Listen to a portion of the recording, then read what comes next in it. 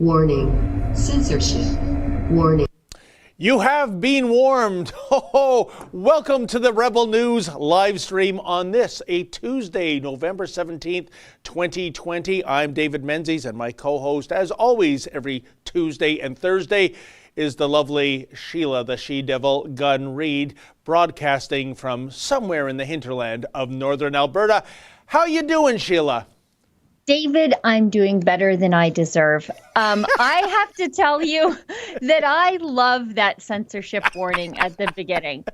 It's like one of those signs that tells me not to touch something and I automatically touch it, or like, don't stand here. And the first thing I have to do is stand there. So YouTube makes us put this censorship warning up because we might share dangerous opinions about COVID or whatever else YouTube doesn't want us talking about or telling the world about or telling the other side of the story about. But I think a lot of people are like me, and when I'm not supposed to do something, when they tell me not to look at something or not to see something or read something, I want to read it even more. So thank you, YouTube, I guess. Well, Sheila, you see, that is your feminine nature coming to the surface here because, as you know, way back, we were in the Garden of Eden. One rule, One rule. You can have anything you want. Don't eat the apple. And what did Eve do? And look at the hell we're in right now. That hell being 2020. It just gets worse and crazier as the months go by. So there you are. It's literally forbidden fruit. And so, folks, when you tell Sheila and her ilk, you can't have that, you can't do that, they go and grab it, and they go and do it. And look at the mess we're in. That's all I got to say about that, Sheila Gunn Reid. Okay, so you want to have a theological discussion with me? Oh, that's okay. We could do that. I mean, you can blame women, I suppose, for the downfall of humanity. But, well, I guess, you know, like modern feminism, there's something to be said for that argument you're making right there, actually. But if we want to get theological, God's creation was not complete until he made us ladies. Then he was done. Okay, then. Anyways, that's in my own defense there. Should we tell everybody what we're doing here today before we get letters from theologians, churchgoers, and, women in general? Oh, please. I already sense I'm in some kind of trouble, so fire away. It's okay. I think I pulled the steering wheel straight again. This is the daily live stream that we do here on Rebel News. We used to just do it on Friday. It used to just be Ezra putting the potential future of the company in trouble by doing a live show like what me and David are doing right now. But Ezra has a company to run. So he hosts Monday, Wednesday, Friday, and I host Tuesdays and Thursdays with David, my friend David. I think you can tell at home we're good friends, not just colleagues. We poke fun and talk about the news, which is something I love to do because this pandemic has made it difficult for us to travel and be together as a company as much as we'd like to be. Sure. And it allows our viewers to do something fun, which other news stations and news outlets, they don't really do. You can leave a comment. So right now on YouTube, we're live. And there are 764 people currently watching, but not just watching. You can leave a comment on the side of the live stream there. Oh, it's gone up. It's 781 people. You can leave a comment there. There's a lot of people who are regular viewers in there who are discussing things all the time. And you can do something else. You can do something called a super chat that gives you the opportunity to donate to the work that we do here at Rebel News completely willingly. And it gives you the chance to let us know what you think about us, what you want us to talk about. If you have a question for us, stick it in a super chat because David and I will read it. It'll highlight your comment to the top of the screen so everybody will see it. The more money you donate in a super chat, the more characters you get. So the more opportunity to make a comment or a suggestion. And David and I promise we will read every super chat and do our very best to address them. 100%. And you know, folks, you know, our haters, the trolls out there, they always go after us, don't they, Sheila? Oh, there they go again, asking for money. How shameless can you be? But what I always say, and I think Ezra said it best, this is the most honest way of fundraising. You can still watch if you don't give a contribution, and you're welcome to watch, and we love you all. But if you want to help us maintain what we're doing here, telling you the other side of the story, please make a donation. Compare that to the alternative, the media mob. I've gone beyond party now, Sheila. It's now a mob. It's not a party. And they do a direct withdrawal from your paycheck. You know, whether it's the CBC's 1.5 billion, the newspaper fund 595 million, and I think there's going to be some top-ups to that. The magazine fund, the Maclean's fund, and on it goes. You have no say in your money going to these parties, whereas here you do have a say. So if it means us asking, well, we got to ask. And like I said, I think this is absolutely, Sheila, the most honest way of trying to get a contribution for our company. Yeah, and I was talking to my friend Adam Daniel Mazet a couple days ago about this, and he asked me something about, you know, like, am I ever bothered when the mainstream media steals my stories and rewrites them as their own exclusives? I'm looking at you, Globe and Mail, and the Wuhan Virology Institute story. And it doesn't bother me because I'm not in this for credit or fame and fortune. That's kind of my least favorite part of the job. But I work because I think that Canadians need the information and the mainstream media isn't giving it to them. So if I give them the information, then all of a sudden the mainstream media goes, aha, maybe they do need that information. I think, okay, that's great. We've got a success going here with the mainstream media. That they actually agree with me here that this is something that people need to see. The problem I have with them not crediting us is when they look down their smug Ottawa-based noses at us for how we do business. Those documents that I get that the Globe and Mail steals and then reports on, those are things that we have fundraised for, that our people have graciously donated for us to get. And so when they look down their noses at how we do business, there's a great hypocrisy there, because at the same time, they're more than happy to steal the fruits of our fundraising and claim it as their own, all while taking extra money from Justin Trudeau to do the work that they aren't doing that we are. And Sheila, it's not just here too. In the United States right now, with all these alleged scandals involving voter fraud, that should be on the front page of every newspaper. It should be leading every newscast, and it's buried. And we had a brief discussion via email last night, and I'll give credit where credit is due. Mark Levin and his fantastic nightly radio show pointed to, and normally we wouldn't reference PBS, and I can't say what Mark Levin calls that, the disparaging terms for public broadcast system. But there is a 7-minute segment that I think is must-view material. Oh, Mr. Producer has the clip of it. It involves the Dominion voting people, who, by the way, Canadian-based company. And you know what? What do you think, Mr. Producer? Should we run that clip? We have a short clip. So why don't we run a little teaser of this? The whole report is 7 minutes. I think it's must-view material. It premiered on October 26th. No other media outlet has followed up on this. You'd think this would be the beginning of a proverbial media snowball. Even PBS has buried it. They're not following up on this. So here's a little snippet, and if you go onto the web, you can see the whole 7 minutes. Must-view material. In 2019, Georgia bought the devices from a Canadian company called Dominion Voting Systems. They replaced paperless machines like these, made by a now defunct company called Diebold Election Systems. A federal judge forced the state to scrap the discredited devices. Election security activist Marilyn Marks was part of the lawsuit that triggered the change. But for her, ballot marking devices, now used widely in 14 states, are not the ideal remedy. We need paper records that are marked by the voter, with the voters on hand, where we know that was recorded the way that the voter wanted it recorded. So she and the other plaintiffs took aim at the new voting machines. The lawsuit came into sharp focus after their chaotic debut in the June primary.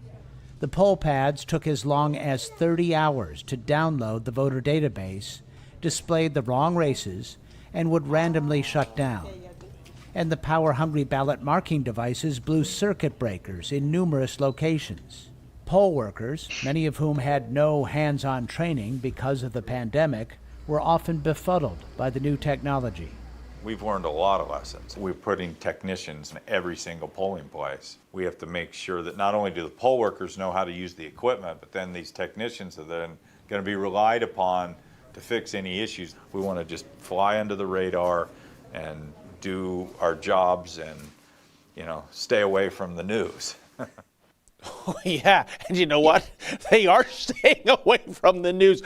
Folks, that is just the proverbial tip of the iceberg. Dominion isn't just a dog. It's a dead dog with fleas. It is when you see the full minutes, the full 7 minutes, that is, you will see how bad this system is.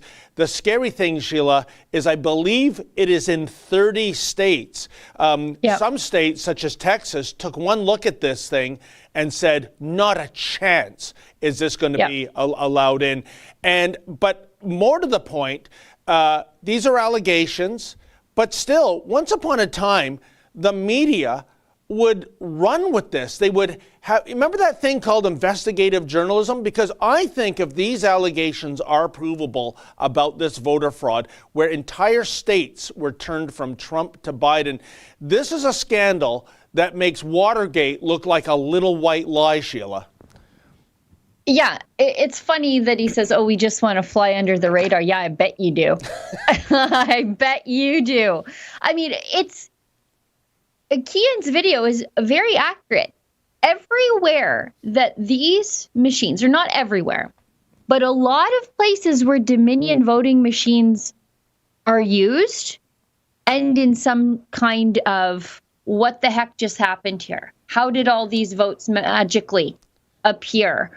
Why do we have these discrepancies? Why all of a sudden do we have to do hand counting because of these machines? So the fact that these things are in 30 states, I mean, are there no other vote counting machine companies out there?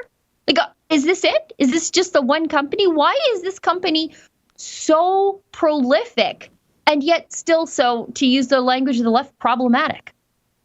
I know, and these are the questions that should be asked, but I don't know if you saw the Biden press conference the other day, Sheila. Essentially, it was all the members of the media party, media mob, I'll correct myself, lined up. And basically, the premise of the questions were, isn't Mr. Trump such an awful man by not vacating the White House? Mr. Biden, how awful is Mr. Trump? And the hypocrisy is incredible because, again, going back to the year 2000, when it was Bush-Gore, it went down to one state, well, not even one state, really, 3 counties in one state of Florida. And that puck was ragged for 37 days. And it was all the same members of the media that are saying, Mr. Trump, there's the back door. Can you quickly exit? Back in 2000, they were saying, democracy can't be rushed, just like justice. We have to do our due diligence. It is remarkable, Sheila, because I think this could be the story of this young century if these allegations are indeed provable. Yeah, they say, we need these voting machines to make everything faster, but we're going on 2 weeks and we don't know who won the presidential election. They couldn't have caused a more catastrophic problem. And even if no vote fraud is proven, I'm not saying that there isn't any, but if there isn't any proven, these machines and the use of the machines and the Democrats not allowing proper surveillance by electoral officials of these machines, they have thrown into question the integrity of the greatest democracy this world has ever known in the history of civilization. Yep. Think about that. One company has done that. And how sad is that, Sheila, in that I remember the days when you would have Americans go to foreign nations as scrutineers to make sure everything was by the book, that all the rules were being followed. And now for this to happen in the United States of America, it is appalling. And for anyone saying, oh, don't be such a sore loser because you're a Trump supporter. No. Believe me, I can lose a fair game and I'm not going to gripe about it. You can ask Mr. Producer. He's been on a streak of NFL games where he's taken $20 out of my pocket every single Sunday.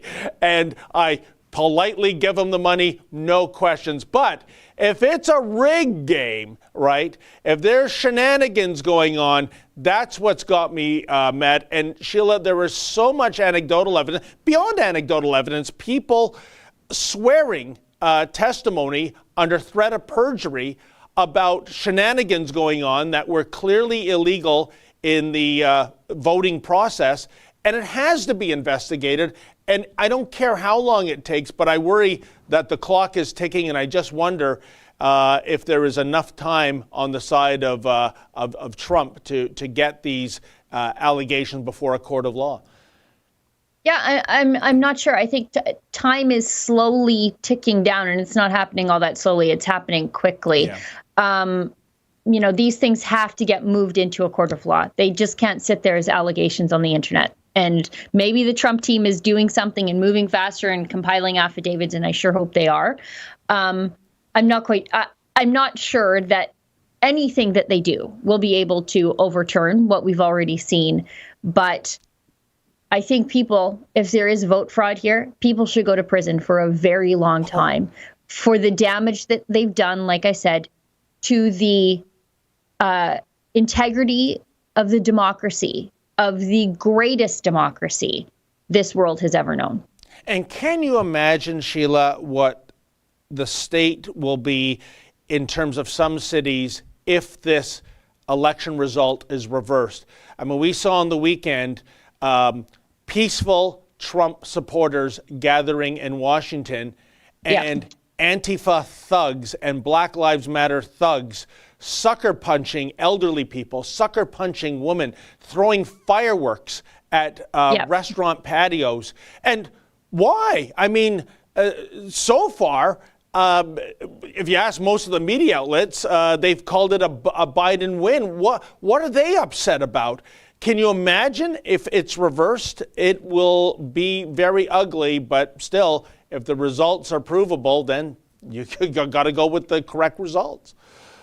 Yeah, it's never Trump supporters rioting. Like, Trump supporters are having the election stolen from them. Like you said, willing to lose fair and square. I mean, were there riots when McCain lost? That was fair and square. Republicans are willing to lose and regroup as long as it happened honestly. Yeah. As long as it happened and didn't happen to them. And that's completely different than what's happening here. And so instead of rioting, they are rallying, they're fighting back. They want to see this go before the courts, and I hope it does. But the Democrats, I mean, they can't even steal an election with grace. They're out there beating up Trump supporters. We should get to these super chats because they're 20 minutes and we have so much to talk about. And I'm not exactly sure, Justin, where the super chats start. Do they start at Martin Sable? Okay, perfect. Okay, so Martin Sable gives us $10. Of course, Joke JT wants reset for communism as long as he's in charge. He wouldn't last a day in communist places. Ford for people means for Justin Trudeau. And Dr. Tam, I wonder how long before World War III. I predict end of 2020. There's going to be no war. We're all locked up. It's hard to hold the war when you're on quarantine and nobody seems motivated to engage in civil disobedience en masse when it comes to breaking those quarantine restrictions. Justin Trudeau will fare fine in a communist world because communism, as Andrew Wilkow of The Blaze always points out, communism and socialism, they're always for the communist and the socialist, or they're always for the people those ideologies, but they're never exactly for the bourgeoisie socialist, are they? They get to live their own way because they can afford it. And you know, Sheila, you raise an interesting point. If we did have to go to war, I could just see Dr. Theresa Tam issuing to the Canadian Armed Forces directives like, make sure you've got a non-medical mask on, and when you're marching or in the trench, keep 2 meters apart, social distancing after all. Oh my goodness. Yeah. It's going to be very hard to win that war, isn't it? Jeez. You know, and that woman, I bet she'll be an MP before this is all over. Or the Governor General. I'm sure of it. Jim Rat gives us $2. Your view, CIA. God, Sheila. Oh. I know. Your view, CIA Seidel server raid in Germany. I'm sorry, I don't know anything about that, but I'm writing it down and I will look it up afterwards. Viking Insane gives us $2. JT is planning the Great Reset. Bye-bye private property. Yes, Ezra talked about this on air yesterday, and I think he actually devoted his show, his paywalled show, the Ezra Levant show, to it last night. It's only $8 a month to subscribe to get access to all of our paywall content. David Menzies has a fun Friday night show, Rebel Roundup. My show airs on Wednesday, aptly called The Gun Show. Just go to rebelnews.com/subscribe to join. And yeah, you can see Ezra's full show on the Great Reset last night. Ross N gives us $3.99. Don't see a super chat, but that's very generous. Travis Coulson gives us $6.99. Have you guys heard about Candace Owens filing a lawsuit against Facebook's fact checkers? I did. And before I ran downstairs into my studio today, I was watching the United States hearings. They have the two boys from the social media giants testifying again today. You can check it out on Fox News when you're done watching us here, by the way. Don't turn me off to watch those guys. But I just think like it's I can't even believe that a guy who looks like a homeless person, like a hippie and a lizard, are in charge of the dissemination of information and communication in the world today and how we express ourselves and how we talk to each other. It just makes me very, very sad. And it happened so fast, we didn't even know it was happening. Which one's the hippie and which one's the lizard? Well, Jack Dorsey. Yeah, no, I'm just kidding. He looks like if Dion Buse ran a social media company with his nose ring and his ridiculous beard, and he just looks like he sleeps in a cardboard box. And then, the other guy obviously eats cats. It's a heck of a look. The last time I saw a look like that, the guy was standing in the middle of Yonge Street with a squeegee. Anyways. Yeah, well, at least that's an honest day's work. Salty Nips gives us $2. A pair character doing a shake a sign with his hand saying cool. Okay. Viking Insane. Kenny will implement a PST before real austerity. I think he has to have a discussion with his finance minister. His finance minister didn't flat out say no. Now, he didn't say that he would bring in a PST. He didn't say he wouldn't bring in a PST. And that's the problem. Because for Albertans, a PST is a deal breaker. It's an absolute deal breaker. It's the reason we oppose the carbon tax, because it's just a PST by another name. Yep.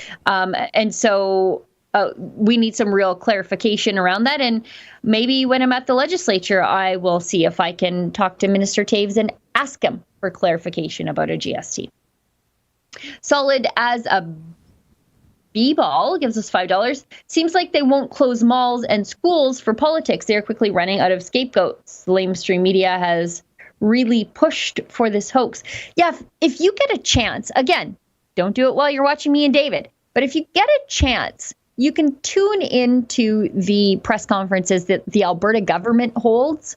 And if you listen to the journalists, most of their questions are like, when is the next lockdown? How quickly can you lock us down? Are you going to lock us down? Why aren't you going to lock us down? Like, that's what it's all about. And our public health minister, to her credit, is saying things like, well, that's not where the science is taking us, or, that's not where the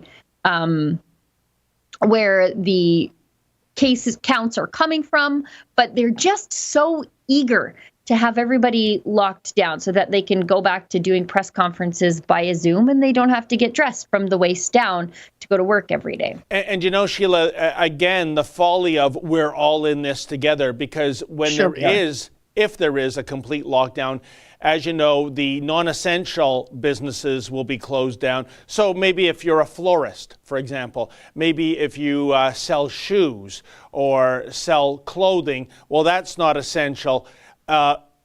Groceries are essential. But here's the thing, Sheila. The likes of Walmart, the likes of Costco, well, guess what? They sell shoes and they sell flowers and they sell clothing, and they don't rope those areas off. So it is yet more harm to, Joe's, shoe store, Ellen's florist boutique. The big guys, it's business as usual across the board. So I'm thinking, and you know what? I'm going to put this out there. If there's any entrepreneur and you have a specialized store that might be shut down by the lockdown, say it's a shoe store, you know what, Sheila? Have a counter filled with apples. And I'm selling groceries now. Oh, and by the way, if they come in to buy a dozen apples, maybe they can pick up shoes, just like they do in Walmart and Costco. How about that? I think that would be one hell of a story. And it's not just the little guys anymore. Like Reitmans. Yep. We saw Reitmans go broke. They are basically the size of the women's wear section in Walmart. But they couldn't be open, and Walmart, sometimes in the same parking lot, was open selling ladies' slacks over there, but you couldn't go buy your ladies' slacks in Reitmans, and Reitmans didn't survive, but 6 weeks of the lockdown. It's causing this huge accumulation of wealth only at the top, and everybody else is just losing everything. No, that's a good example. And I mean, my goodness, where is Jonathan Yaniv going to get his winter ensemble? Yeah. Someone informed me that Tanjay is also going broke. So, I mean, it's going to be a real struggle for Jessica Jonathan Yaniv to make sure that he's looking his B. Arthur best. Okay, let's keep going. Okay, Proud Boys Calgary gives us $6.99. Being a hot minute. Anti-lockdown protest in Calgary this Saturday. Thank you for putting that on my radar. We will see you there. Join the drinking club with a Patriot problem, proudboyscanada.com. And also, Proud Boys Calgary, congratulations on your new little one. Rainer Peterson gives us 50 Norwegian crown. Hello from Norway. Keep on fighting. You are so important. Thank you very much. Sativa and me gives us $5, 2030. No one will own anything, and we'll all be happy. Yeah, that's what they keep telling me. I don't want to be a happy bird in a gilded cage. I want to be an ugly old scavenger of a buzzard, but totally free to do whatever I want. Sheila, you will never be ugly. And right now, 2030, I'm just doing the math, thinking if I'm still going to be alive. But anyways, I think I have to carry the one on that one. Oh, no, we'll euthanize all the old people. That's how this stuff works. Viking Insane gives us $2. Great Reset, meat occasionally, McKennell grade only. That's very funny. Get your Don't Eat Me t-shirt at CatherineMcKennell.com, by the way. Solid as a B-ball gives us $2. How can conservatives attract more black voters? Kim Klacik is a great example of this. Kim Klacik, the new Rebel contributor, Kim Klacik, who also ran for the Republicans in Baltimore, she talks about the issues on the ground. It's all well and good to talk about the grand conservative ideology, but sometimes you need to break it down to practical notions. And I say this all the time. Conservatives have sort of walked away from municipal politics.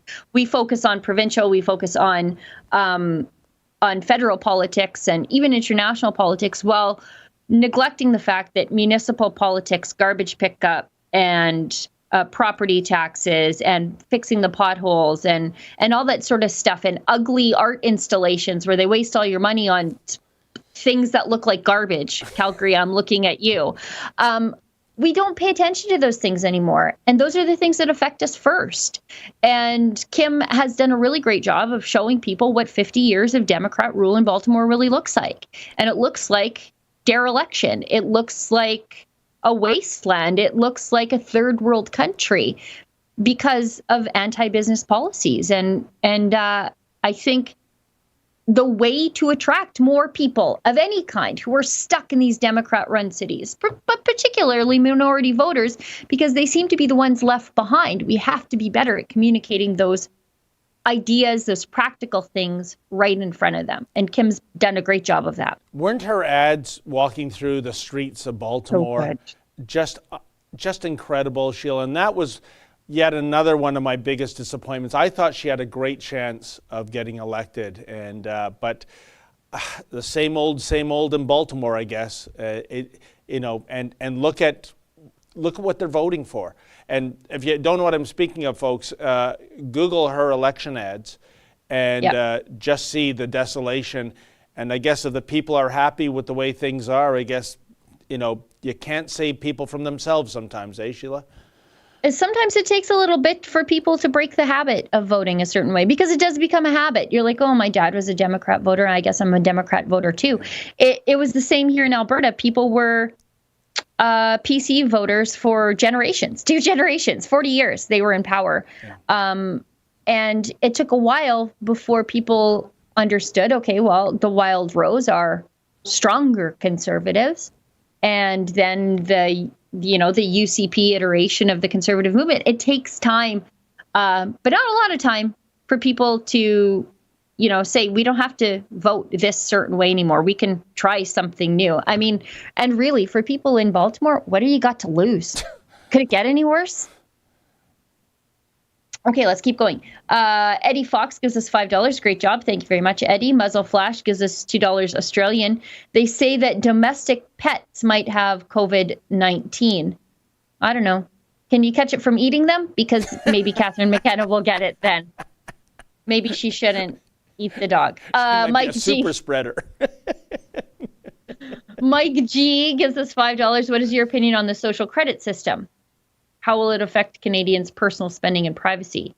Will the government control financial freedom? We don't have a social credit system here yet. They do have it in place in China, and it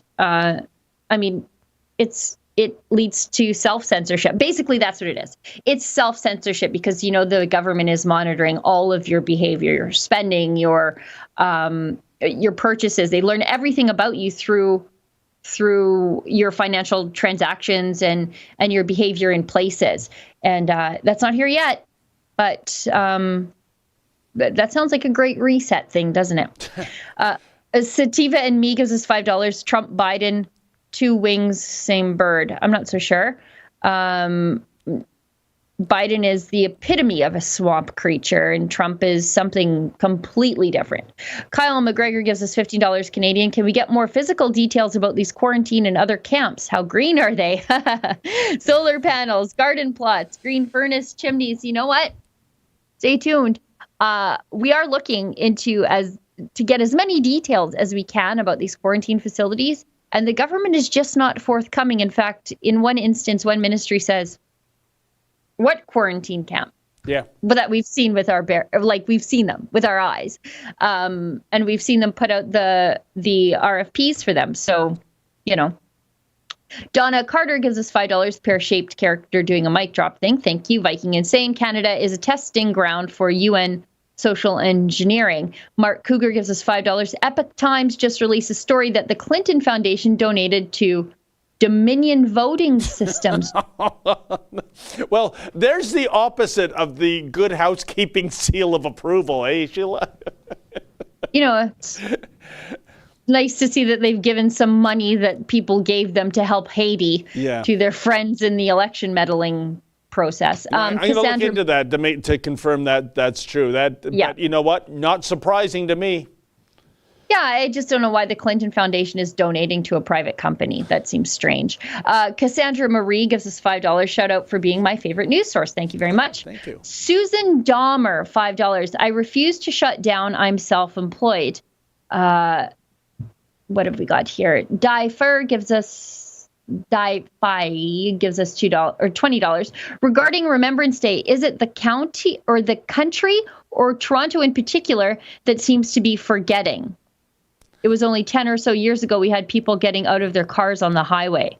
Is it just the social media generation? You know what? That's an excellent question. What's driving this? And yesterday, by the way, Sheila, I got a call out of the blue from Don Cherry, where he was getting in touch with me to, I think Andrew had put out a call to him, but he's not doing any media right now, unfortunately. But I said that we went down last week on Remembrance Day to Young Dundas Square. And folks, if you want to look at the video yourself, the camera does not lie. We just let the camera roll a minute before 11 a.m. and a minute after 11 a.m. on the 11th day of the 11th hour of the 11th month. And easily 95% of people weren't wearing poppies. Nobody stopped. And by the way, this was the warmest, remember, I think the temperature got up to 19 or 20 degrees. Nobody stopped in their dash to the Eaton Centre Mall to shop, because I guess they want to shop till they drop. No cars pulled over and no people got out to bow for 1 minute. I thought it was a disgrace. And by the way, this was the complete multicultural mosaic. White, black, you name it. There was no specific group that you could point to. Oh, look at, they're the ones, wearing that, and they're the one not. So when it comes to Don Cherry's response, the words that got him into problem, these people. Well, these people, it seemed to be at Young Dundas Square last week, Sheila, all the people, almost all of the people, it was like finding somebody with a poppy on Remembrance Day at 11 a.m., it was like an exercise of Where's Waldo. Pathetic. Yeah.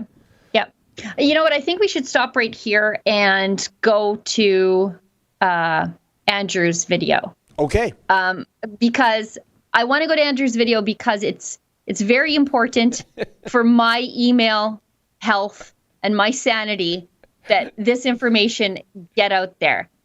Everybody has been sending me an RFP put out by the government. It's like a sole source contract. Some of this is my fault.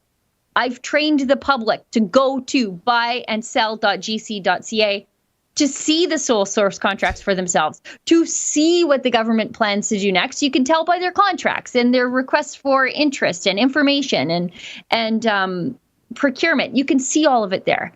I've trained you. Thank you. I'm glad. I think an educated, motivated citizenry is the best citizenry to hold the government to account. But you've all been very concerned with how Justin Trudeau has been buying guillotines. And it is true. He is buying guillotines. But my friend Andrew went one step further because he saw that the company was a sole source company, which meant that we knew the company Justin Trudeau was buying these guillotines from. So he dug down, and here's Andrew says, making my life a little bit better by making this video. A question you might not think you would hear even in 2020, is the government actually buying guillotines?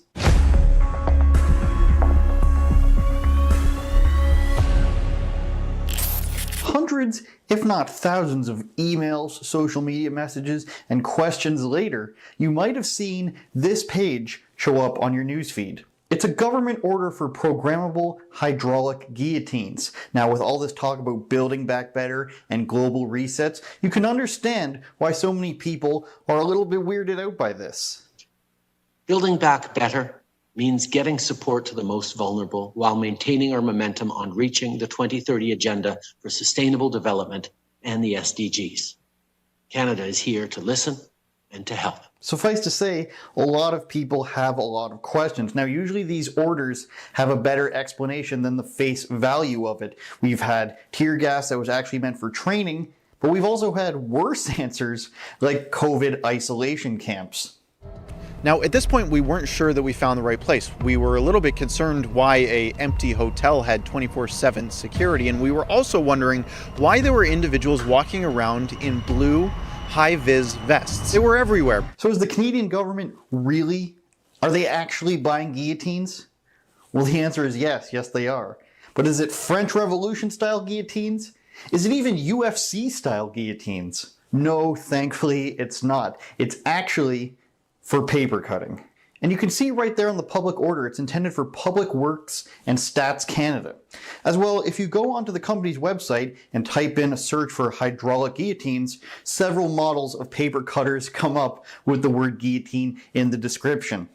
Now, if you're still weary, we did reach out to the company to see what they had to say.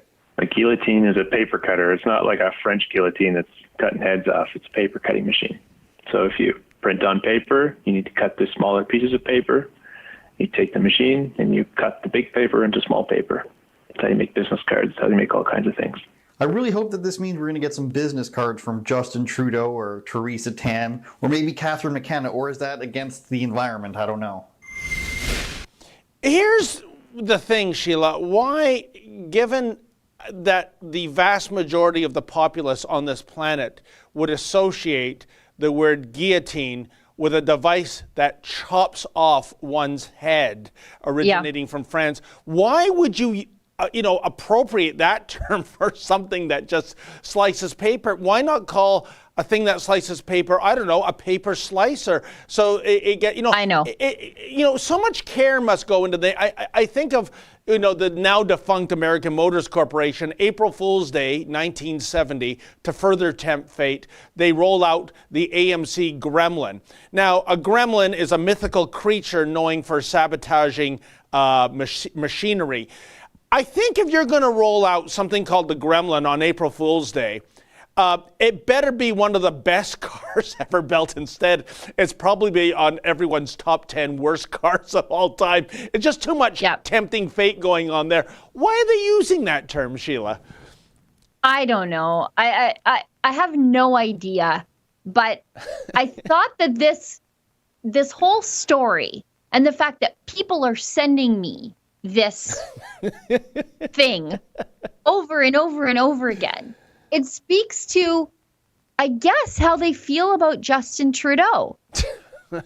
Because people are legitimately concerned that he is going to put them in an isolation camp. Well, we've seen the isolation camps, so that we know the isolation camps are real. For them, it's not much of a stretch to think that Justin Trudeau would cut their heads off. Well, that's where we're at. But Sheila, it's a huge stretch because it's been more than half a century since the death penalty has been outlawed in Canada. And so I think buying the guillotines before you have a death penalty in the nation, that's the cart before the horse, isn't it? I'm just so glad that Andrew did that video and he chased it down. And hopefully there are enough real things in this country for people to worry about, and Justin Trudeau is doing some very real things to inhibit your rights and take away your freedoms, that we don't need to imagine things. We don't need to run off half-cocked and misinterpret things. And for us at Rebel News, it's important to follow the facts wherever they take us, even if it means Justin Trudeau is not going to cut your head off. That I know of. Is there another thing they can use a guillotine to? Can you just sort of have it, bleed the neck and let the person live? Or I mean, no, okay, yeah. No, so it's really a device for death, right? Yeah. When used properly, the person not only dies but has his or her head chopped off. This is a great segue because that has me sort of thinking about let them eat cake. Yeah. And the last time people were a little bit frisky with the guillotine. And that reminds me of Marion Monsef, who quite possibly, and I don't even know how this is possible, I think she might be stupider than Seamus O'Regan. And I don't know how that's possible because I think, or at least I used to think, that he was the dumbest MP. But does a woman who claims not to know where she's from, could she possibly not know how much she makes? Yes, it is true. Justin, do you have the clip? Miss Wilson-Raybould. The question they're going to ask me, how much do I make now? Like $250? I also like the Valley Girl inflection of like 250. And by the way, one of the potential birthplaces of Maryam Monsef is certainly not Southern California, is it, Sheila? I think we're talking, what are the countries up there? Afghanistan, Iran? Yeah. Where did we settle on? I guess, back in the classic days of wrestling, she would be introduced, I think, by the ring announcer as from parts unknown. Yeah, from parts unknown.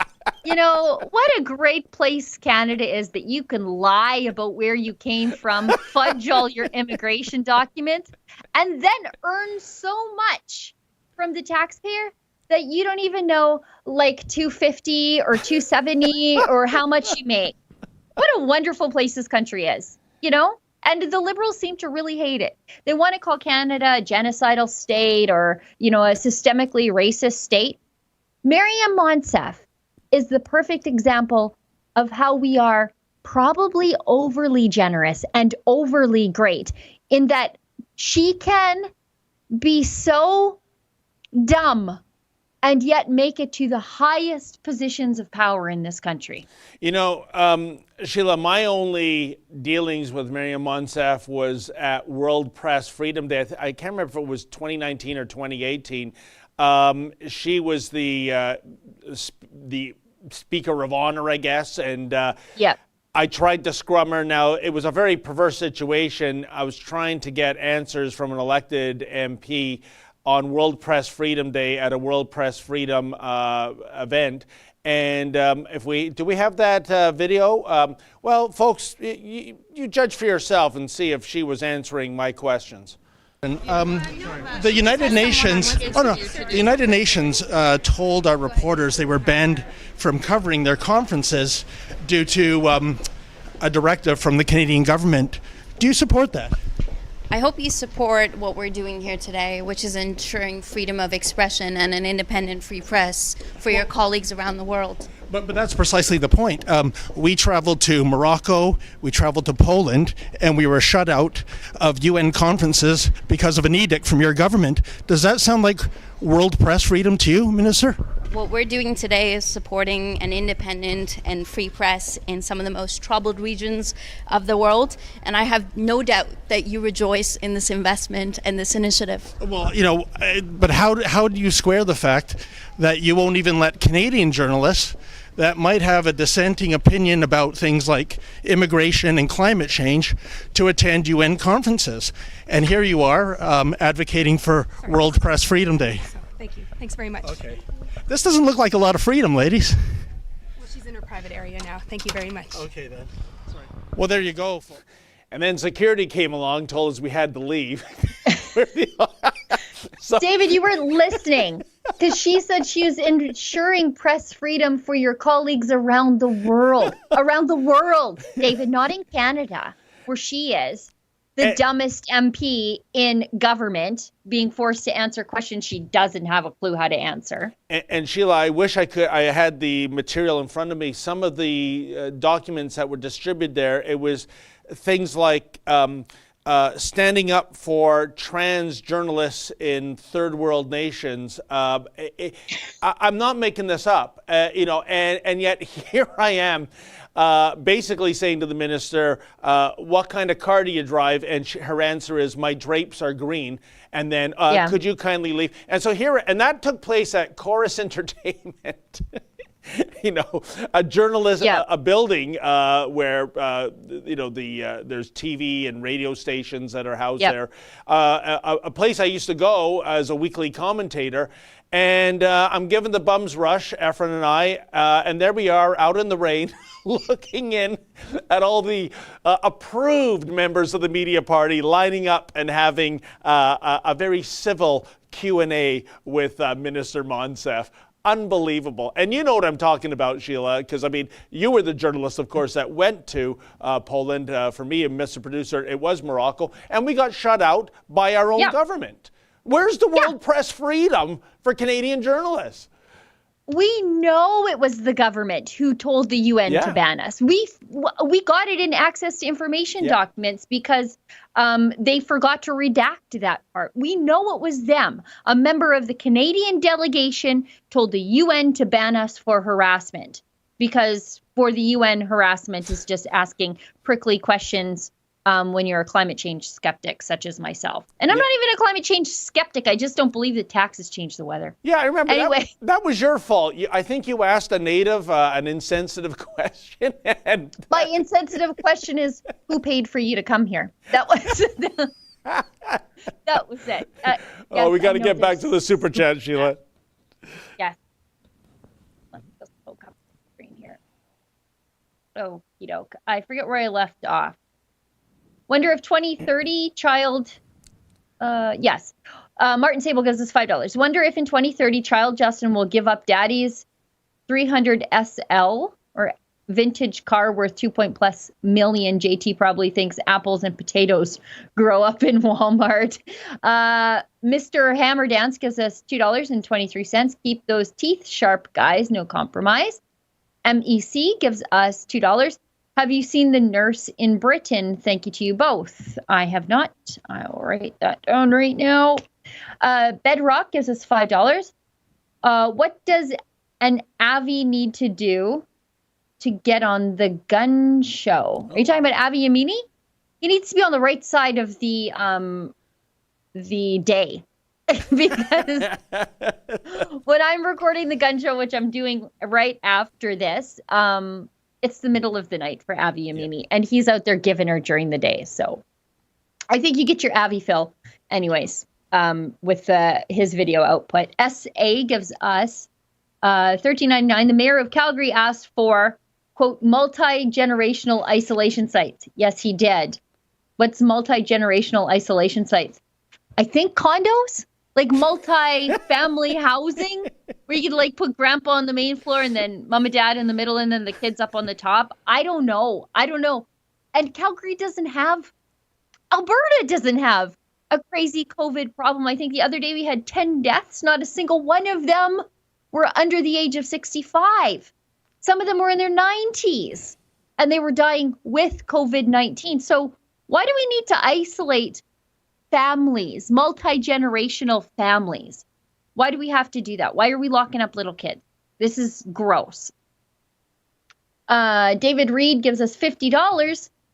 Thank you, David. You didn't even send us a super chat. Thank you so much. That's David REED, no relation. Chris Harp gives us $6.99. I also don't see a super chat. Thank you very much. Lisa Proust gives us $2. David and Sheila, just a quick hi with much respect. Thank you, Lisa. Olga Yenny, I think, or Jenny, $10. Sheila, look for an email from me later today. Might make your head spin. Will do. AMT gives us $2. Is there a lawsuit to fight the lockdown and vaccine? We are fighting the lockdown all the time. We're helping individual businesses, people, owners of stores fight back. If they're open and they get a fine, we're going to help them. If you were out there minding your own business and you get a fine, we're going to help these people fight back. Just reach out to us at fightthefines.com. Yeah, and Avi's had great success so far with that, Sheila. And we've taken on the first Canadian one earlier this month. It's a gym in Orleans, Ontario. Who was getting threatened with all manner of fines to, squash him out of business. And we're fighting his fine. So, if, as Sheila said, if you are going to open against the edicts and mandates of the government, if you have a restaurant, a fitness facility, anything like that, we want to hear your story. And as Sheila said about Baltimore, Maryland, what have you got to lose by reaching out? Yeah, and people can do that at iwillopen.com. Viking Insane gives us $2. Don't need a guillotine. COVID vaccine almost here. Viking Insane, another $2. Guillotine must have severed, oh Lord, Premier Ford's testes. I don't know. I'm just reading the super chats. That's all I'm doing. I'm reading them verbatim. Don't send me any letters. Jack Please, Krauser, I scare easy. Yeah, thank you. Jack Krauser gives us $6.99. Let's go. It's time to do citizens arrests. The military won't help us. Pretty obvious at this point. I do not recommend a citizen's arrest of anybody. I remember some crazy environmentalists tried to do a citizen's arrest of Catherine McKenna because she was not green enough for them. Oh, jeez. They showed up with handcuffs. It didn't go well. It's a quick way to get yourself put in handcuffs. Viking Insane gives us $2. France has used the guillotine as recently as 1977. Well, JG gives us $2.79, just a thumbs up. MEC, $2. Tucker spoke Trudeau last evening. Love you guys. Yes, he definitely did. He was featured on the show last night. Lisa Proust, $2. I admire you both so much. Thank you for your work. Thank you, Lisa. She's so nice. Oh, the nicest. And Rod Brett gives us $5. When will Canada have its own MAGA moment? Make Canada great again. I guess that, it's one of those things I always say, the parade is marching. There's no leader. There's nobody inspirational or different the way Donald Trudeau, good Lord. Remind me to send some flowers to the White House for that one. The way Donald Trump is different. Good grief. You might have, that might be the elevator pitch for a new politicized version of The Fly, where Donald Trump and Justin Trudeau share the same telepod and emerges Donald Trudeau. What kind of Hydra creature would that be? Okay. Half of it would be very nice and half of it would be downright evil. Yeah. It would be like being your own evil twin. I think we're actually going to get to mostly everything we wanted to talk about today, if we're quick in this last little bit. The last thing on our list, I don't know if people have seen it on the website yet. It's a written piece that went up yesterday, and it is one of those things in the culture war where they went in search of a problem with a solution, but there was no problem and they had a solution, so they just did it anyway. Here's the headline from Rebel News.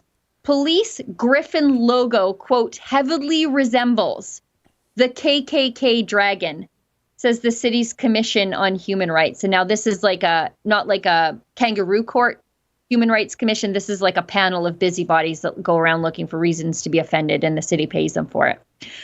A police department in Iowa, and this seems weird to me because Iowa seems pretty normal.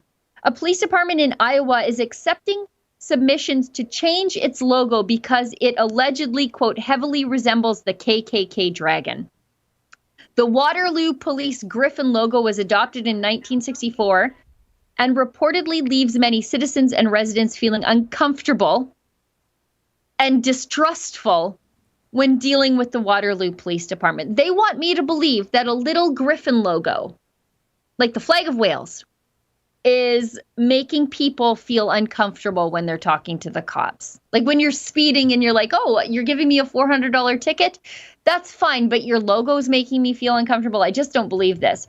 The city's Commission on Human Rights has launched a petition calling for the unreserved retirement of the eagle-lion mythical hybrid griffin by tying it to the history of the KKK through its dragon logo. It says, although Black Americans have typically been the Klan's primary target, it has also attacked Jews, immigrants, members of the LGBT community, and until recently, Catholics.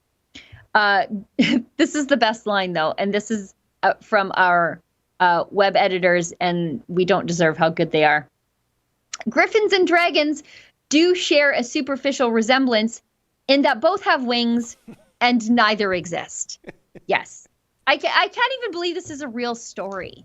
Imagine the cops going around doing good policing in their community, making the place a safer place to live.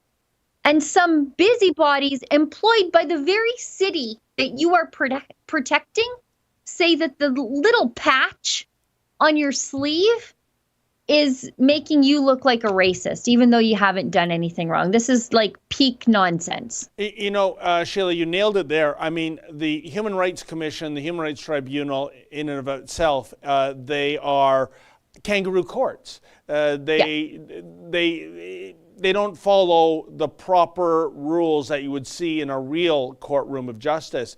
But this goes a step further because, correct me if I'm wrong, it doesn't seem that there's an actual name, a complainant in this story.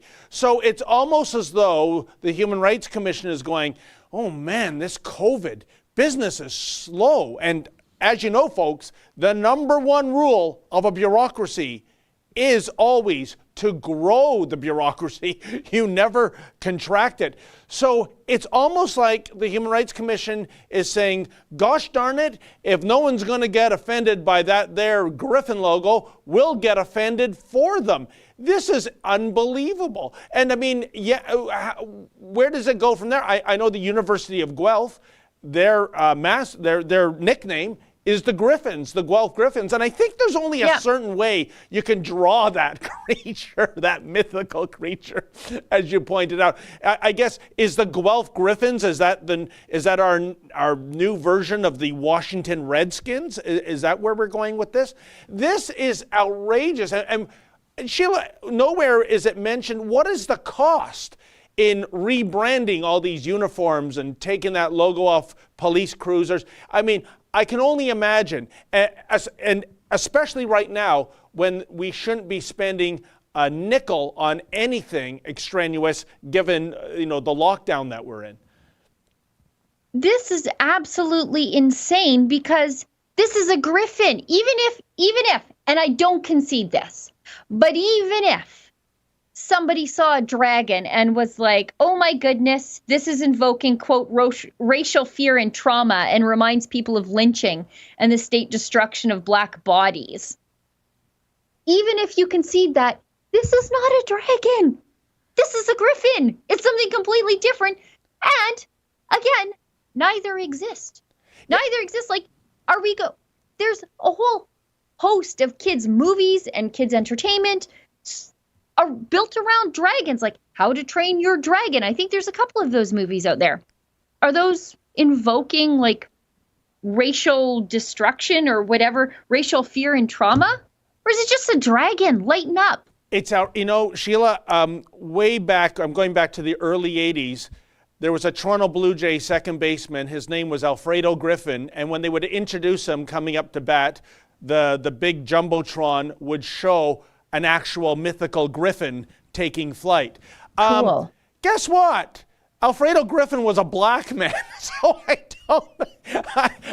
don't think the Blue Jays were being racist by putting that griffin on the scoreboard when Alfredo came up to bat. Of course, I'm talking the early 80s, Sheila. Oh man, do I miss the 80s.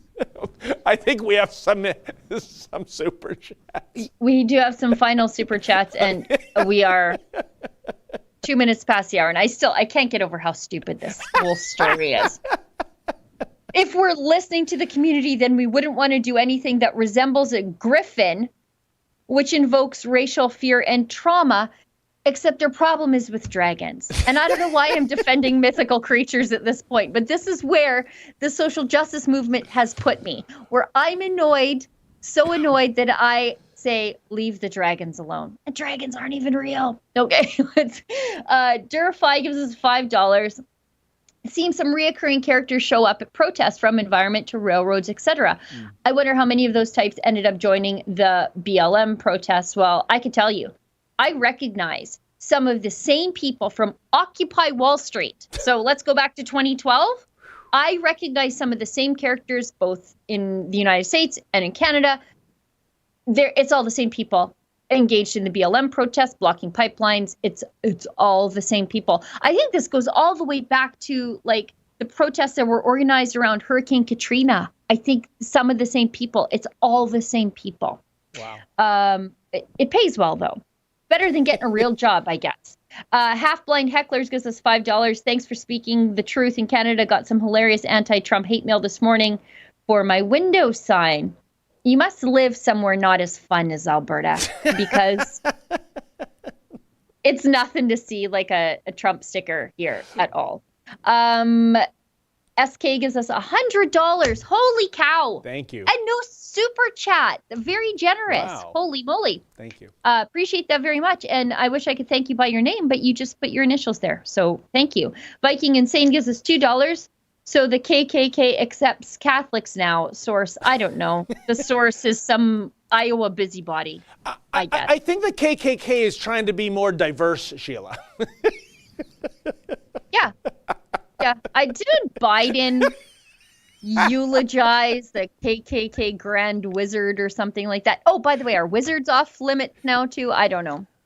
David Anderson gives us $2. Love that t-shirt slogan, Sheila. Oh, can you see that? This is a Kathy Shadle quote. Beloved Kathy Shadle, love her to death, smart. I mean, just a thinker, just a smart lady. And the shirt says, "You're not smart enough to tell me how to live." And that's, I suppose, my mantra for everything from politics to just how I go about my daily life. And Kathy coined it, and I'm very proud to have it on a t-shirt. Yeah, we all love Kathy, and that's a great quote. Yeah, one of the best. And I think that's it. We're 5 minutes past the end of the show, and I think we touched on everything or almost everything that was on the list, or at least we knocked off everything that was in the title for the video, so we won't get any hate mail about that. Well, there you go. Wow, Sheila, like I said, fastest hour of my life every time I host one of these live streams with you. So, folks, thank you so much for tuning in. A special extra thank you to all you super chatters. You were very generous today. Thank you so much for that. And on the behalf of Justin, Mr. Producer behind the board, and my lovely co-host, Sheila, the She-Devil Gun Reed, I'm David Menzies. We will see you on Thursday. In the meantime, stay sane.